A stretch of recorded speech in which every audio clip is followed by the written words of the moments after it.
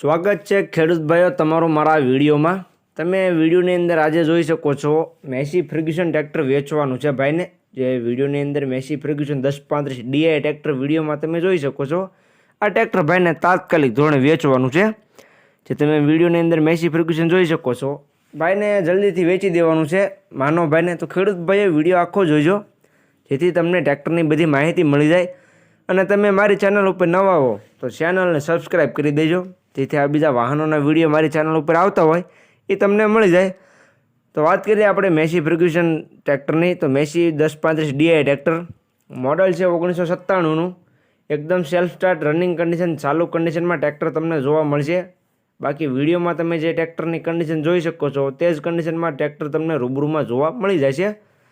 બાકી કન્ડિશન તો વિડીયોની અંદર તમે ખેડૂત ભાઈઓ જોઈ શકો છો। 1997નું મોડલ છે।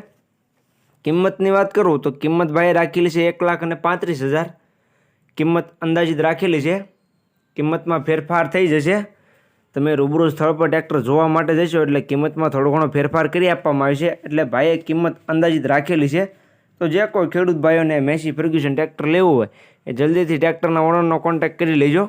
ટ્રેક્ટરના ઓનરનો કોન્ટેક્ટ નંબર ક્યાં મળે તે બધી વાત હું વિડીયોમાં આગળ કરી દઈશ, તો વિડીયો છેલ્લે સુધી જોતા રહેજો। ટ્રેક્ટર ખેડૂત ભાઈઓ તમને પાવરફુલ જોવા મળશે, પાવરફુલ એન્જિન અને પાવરફુલ ગેર હાઇડ્રોલિકમાં।